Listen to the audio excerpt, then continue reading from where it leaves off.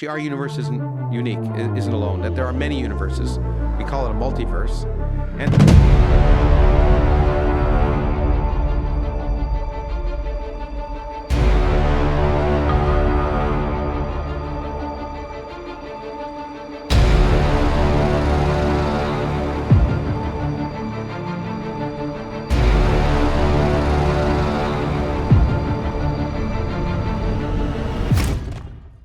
We live in the most certain as in human history. हम ये समझते हैं कि हमें सब पता है और सो वी थिंक, काम ख्याली है हमारी।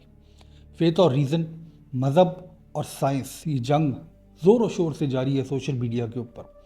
प्रॉब्लम ये है कि जो रीज़न है, साइंस है, उसके पीछे कई सदियों का एक्सपीरियंस है।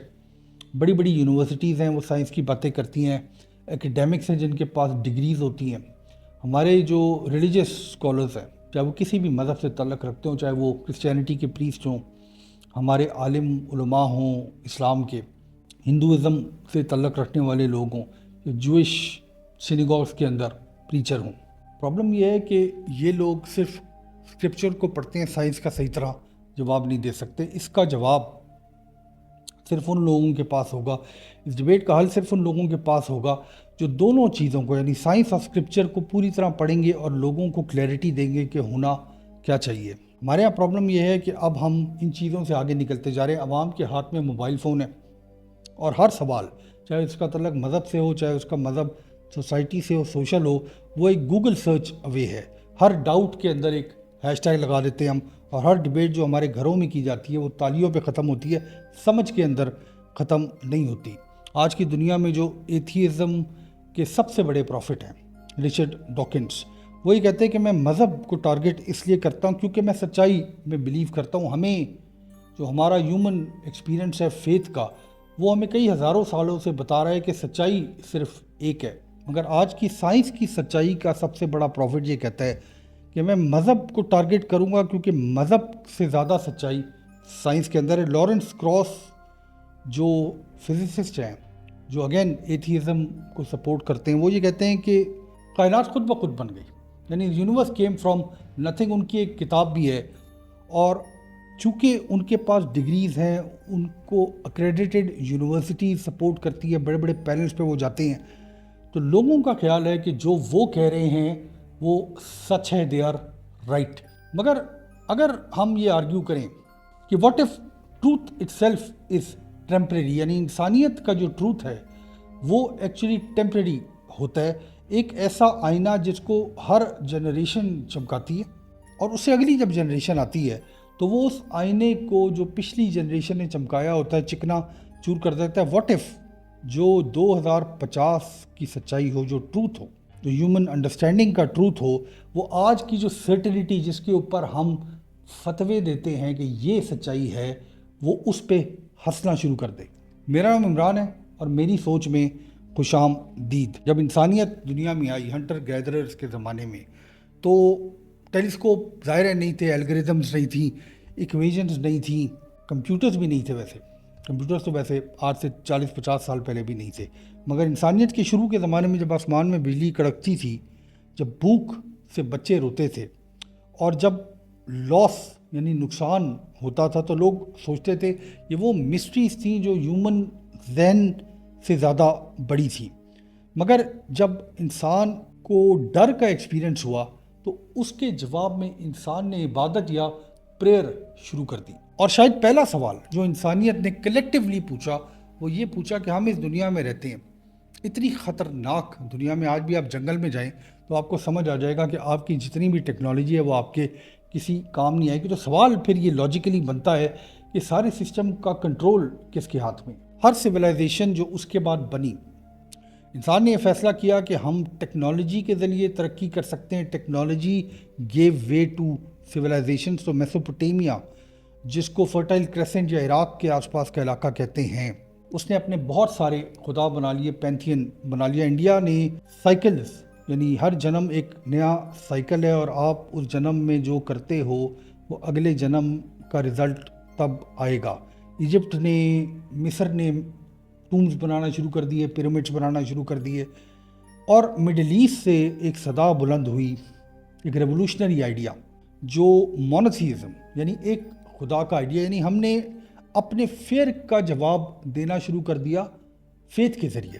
ہر نیشن کے اندر، ہر قوم کے اندر ایک پیغمبر کو بھیجا گیا. قرآن شریف ہمیں یہ بتاتا ہے، یعنی اسکرپچر ہمیں یہ بتاتا ہے کہ جو بلیف ہے ہماری شروع سے، جب سے انسان اس دنیا میں آئے، وہ ہم نے انوینٹ نہیں کی. اسکرپچر ہمیں یہ بتاتا ہے کہ بلیف کو انہیریٹ کیا انسان نے، اور جو پہلا سپارک تھا کانشیسنس کا یعنی سمجھ کا، وہ انہیریٹڈ بلیف کو لے کے جنم لیا اس نے. دوسری طرف فیتھ کے ساتھ پیرلل سائنس چل رہی تھی، اور science begin as a faith in logic, یعنی سائنس نے لاجک کو منطق کو ہی مذہب بنا لیا. وہ یہ کہتی ہے کہ جس چیز کو ہم نہیں دیکھ سکتے، مگر وہ چیز جو دکھتی نہیں ہے مگر سٹل کائنات کے اندر آرڈر لے کر آتی ہے، اس کو بلیو کرنا، اس کو سمجھنے کی کوشش کرنا جو ہے، یہی سچائی ہے. نیوٹن، جس کو شاید ہیومن ہسٹری کا سب سے بڑا سائنسدان سمجھا جاتا ہے، اس کی جو کائنات تھی، اس کا جو یونیورس تھا، وہ ایک پرفیکٹ کلاک ورک کے اندر چلتا تھا. جب آئنسٹائن نے ٹائم بینڈنگ ریلیٹیوٹی دریافت کی تو اس نے آئنسٹائن کے سچ کو شیٹر کر دیا. کوانٹم تھیوری جب ہم نے پچھلے کچھ سالوں میں دریافت کی تو ہم نے آئنسٹائن کو شیٹر کر دیا، اور آج کا جو اے آئی ہے، دی ایج آف اے آئی میں شاید سب شیٹر ہو کے رہ جائے گا. ہر سائنسدان، جو بڑا سائنسدان پیدا ہوتا ہے، اس کو ویلیڈیشن ملتی ہے، اور وہ یہ کہتا ہے کہ وہ آخری چیپٹر لکھ رہا ہے انسانیت کی انڈرسٹینڈنگ کا. مگر سائنس کبھی بھی اینڈ نہیں ہوئی. یعنی ہم نے جب آگ کو دریافت کیا، وہاں سے جب ہم نے پہیے کو دریافت کیا، وہاں سے ہم نے جب سیج ایکوپمنٹ کو دریافت کیا، گن پاؤڈر کو دریافت کیا، چاند پہ گئے، آج ہم کوانٹم میکینکس کے اوپر بات کریں، کائنات کو سمجھنے کی کوشش کریں. سائنس ہمیشہ اپڈیٹ ہوتی رہتی ہے. یہ جو چیز ہے، یہ شاید سائنس کی سب سے بڑی خوبصورتی ہے، مگر یہی چیز شاید سائنس کی سب سے بڑی لعنت ہے، سائنس کا سب سے بڑا کرس ہے. کیونکہ ایک ریس ہے جس میں ہم ہر چیز کو ایکسپلین کرنا چاہتے ہیں، مگر اس ریس میں جو پہلی چیز ہم بھولتے ہیں وہ یہ ہے کہ ایکسپلینیشن جو ہے وہ میننگ نہیں ہوتی، اور انسان ہمیشہ ایکسپلینیشن کے ساتھ میننگ کی تلاش کرتا ہے. ہمارا ذہن، ہمارا جو خمیر ہے، وہ میننگ کے بغیر فلفلمنٹ حاصل نہیں کرتا. ریلیجن جو ہوتی ہے، مذہب جو ہوتا ہے، چاہے وہ کوئی بھی مذہب ہو، وہ کمپلیٹ ڈسکوری کے ساتھ نہیں کرتا. وہ صرف ہمیں یہ بتاتا ہے کہ یہ ڈسکوری ہے کس وجہ سے. ہر اسکالر یہ بلیو کرتا ہے، جو سائنسدان آتے ہیں، آج کے بھی جو اسکالر ہیں، جو نوبل پرائزز کا ابھی پچھلے دنوں اعلان کیا گیا ہے، وہ یہ بلیو کرتے ہیں، وہ یہ سمجھتے ہیں، وہ یہ چاہتے ہیں کہ ان کی جو سچائی ہے، جو انہوں نے کتابیں لکھ چھوڑی ہیں، وہ ان کو آؤٹ لیو کر جائے. بہت سو کی کر بھی جاتی ہے، مگر جو پروفٹ، جو پیغمبر آئے آج سے صدیوں پہلے، ان کو اس بات کا آلریڈی پتہ تھا کہ ان کی جو سچائی ہے وہ ان کو آؤٹ لیو کرے گی. دنیا کے اندر جتنے بھی مذاہب آئے، جتنے بھی اسکرپچر آئے، وہ کسی نہ کسی فارم میں آج بھی زندہ ہیں. لوگ ان کو منو من بلیو کرتے ہیں. سائنسدان یہ کہتا ہے کہ میں نے ڈسکور کیا، پروفٹ یہ کہتا ہے کہ مجھ پہ ریویل ہوا. ایک کریڈٹ سیکھ کرتا ہے، دوسرا صرف کلیئرٹی سیکھ کرتا ہے. تو اس وجہ سے یہ جو آج کے سائنسدان ہیں، ایک طرح کا ہیومن ایموشن جس کو ہم شاید جیلسی کہتے ہیں، یہ فیل کرتے ہیں کہ آج سے 2000 سال پہلے، آج سے 1400 سال پہلے، آج سے 3000 سال پہلے ایک پیغمبر آیا. لوگ اس کی باتیں کیوں مانتے ہیں؟ لوگ ہماری یہ جو اتنی بڑی تحقیق ہے اس میں بلیو کیوں نہیں کرتے؟ یا ہم اس کو، چونکہ یہ ڈر ہوتا ہے کہ آج سے 20 سال 50 سال بعد کوئی اس سے بہتر شخص آئے گا، اسی کی تھیوری ریبٹل ہو جائے گی اور ایک نئی تھیوری اس کی جگہ پہ آ جائے گی. اس کی جو ویلیڈیشن ہے، جو وہ چاہتا ہے، اس کا کام تمام ہو جائے گا. وہ ایک فٹ نوٹ بن جائے گا تاریخ کے اندر. اور یہ جو اسکرپچر ہے، یہ کیونکہ سائنسدان لاجیکلی سوچتے ہیں، تو جو چیز ہزاروں سال سے آج تک زندہ ہے، تو شاید اگلے بھی ہزاروں سال وہ چیز زندہ رہے. تو may be there is an inherited idea of jealousy جو سائنس اور اسکرپچر کے بیچ میں چل رہی ہے. کیونکہ آپ تھیوری کو ایک بہتر تھیوری سے ریز کر سکتے ہو، مگر آپ ایک ایسے ضمیر کو نہیں سمجھا سکتے تھیوری کے ذریعے جو آلریڈی بوجھ تلے دبا ہوا. اسکرپچر آپ کو حل یہ بتاتا ہے کہ آپ رات کے اندھیرے میں ہاتھ اٹھا کے دعا کریں تو شاید آپ کے دل کو سکون ملے. دل کو چونکہ سکون ملتا بھی ہے تو اس سے سائنس انتہائی زیادہ ناراض ہوتی ہے، اور اس ناراضگی کا اظہار آپ سوشل میڈیا پر روز کی بنیاد پہ دیکھتے ہیں کہ وہ ایک سائنسدان بیٹھا ہوتا ہے، کہتے ہیں یہ میری ڈگری ہے، یہ آکسفورڈ، کیمبرج، MIT، ہارورڈ نے مجھے دی ہوئی ہے، میں جو کہہ رہا ہوں سچ ہے. تو آسمان کی طرف دیکھ کے کیا رونا شروع کر دے. تو میری باتیں سن. اسی لیے حیرت انگیز طور پہ آج تک ہیومینٹی اسکرپچر کو کوٹ کرتی ہے, یاد بھی رکھتی ہے.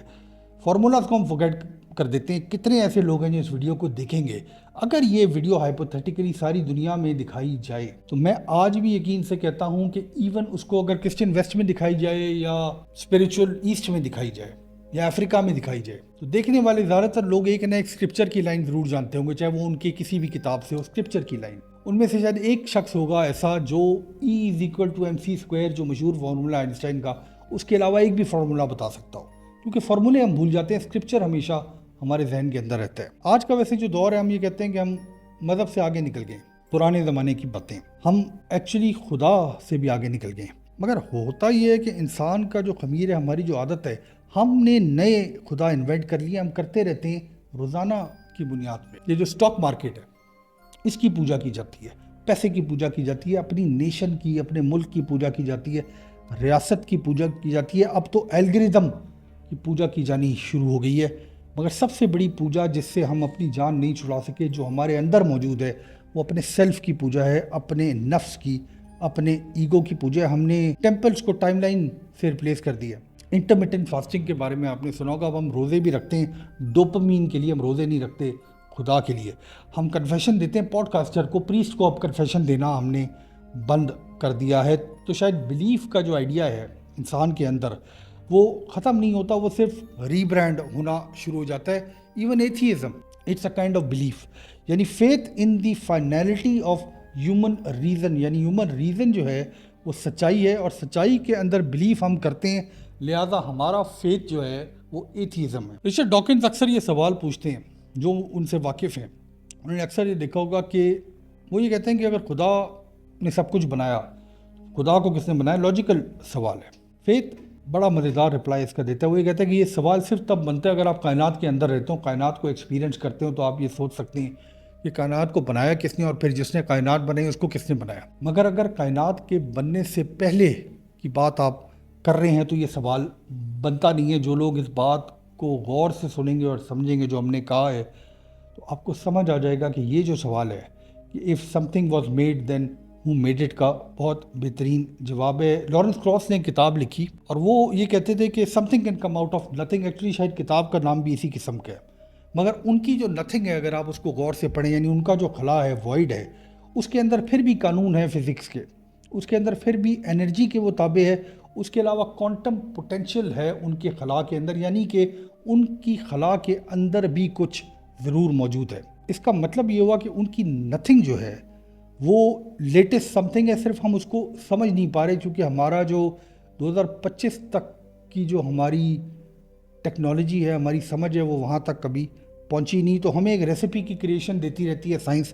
ریلیجن ہمیں صرف یہ بتاتی ہے کہ ریسیپی کو پکانا کیسے, دونوں سچائی کی تلاش میں, ایک ایویڈنس کے ذریعے اور دوسرا ایکسپیرینس کے ذریعے. ہر زمانے میں جب لوگ رہتے ہیں وہ سمجھتے ہیں کہ ہم آخری سچائی تک پہنچ گئے ہیں, مگر ہسٹری, تاریخ جو ہے وہ گریو یارڈ آف سرٹنٹیز ہے. ٹروتھ جو ہے, سچائی جو ہے, وہ ایک ہورائزن کی طرح ہے, یعنی ایک افق کی طرح ہے. جیسے جیسے آپ آگے چلتے جاتے ہیں تو ہورائزن بھی, افق بھی دور ہوتا جاتا ہے. سائنس یہ بلیو کرتی ہے کہ ہیومن انڈرسٹینڈنگ ہیومن ایوولوشن کے ساتھ ایوالو کرتی ہے. ہیومن سمجھ جو ہے جیسے جیسے وقت آگے جاتا ہے ہماری سمجھ بھی بڑھتی جاتی ہے. فیتھ انڈیور اس لیے کرتا ہے, فیتھ قائم اس لیے رہتا ہے کہ ہمارا جو نیچر ہے وہ پہلے انسان تک سے آج تک تبدیل کبھی بھی نہیں ہوا. جسٹس, مرسی, ہیوملٹی, یہ ان کو کبھی بھی کسی قسم کی اپڈیٹ کی ضرورت نہیں پڑی. پہلے ٹائم سے جب یہ باتیں ریویل کی گئی اسکرپچر میں, یہ کبھی بھی اپڈیٹ نہیں ہوئی. پہلے انسان سے لے کے آج تک ہم عدل میں بلیو کرتے ہیں, ہم معاف کرنے میں بلیو کرتے ہیں, ہم ہیوملٹی میں بلیو کرتے ہیں. ہم ان چیزوں کو غلط سمجھتے ہیں جو پہلے انسان کے لیے بھی غلط تھیں اور آج بھی غلط ہیں. اسکرپچر ہمیں اس کا جواب دیتا ہے, اور میں بھی فرق دونوں میں, یعنی سائنس اور فیتھ میں یہی ہے کہ سائنس جو ہے وہ اس دنیا کو جو ہمارے آس پاس ہے اس کو بہتر کرتی ہے, اس کو پرفیکٹ کرتی ہے, مگر فیتھ وہ دنیا جو ہمارے اندر ہے اس کو بہتر کرتی ہے, پرفیکٹ کرتی ہے. تو میں بھی یہ جو جنگ ہے شروع سے جاری فیتھ اور ریزن کی, یہ ہمیشہ سچائی کے بارے میں شاید نہیں تھی, شاید طاقت کے بارے میں تھی کہ کون ڈیفائن کرے گا کہ سچائی ہے کیا. Science wants control over nature, faith wants control over the self. Science nature کو کنٹرول کرنا چاہتا ہے, اور فیتھ نفس کو کنٹرول کرنا چاہتا ہے اور ہیومینٹی کو شاید دونوں کی ضرورت ہے. بہت شکریہ.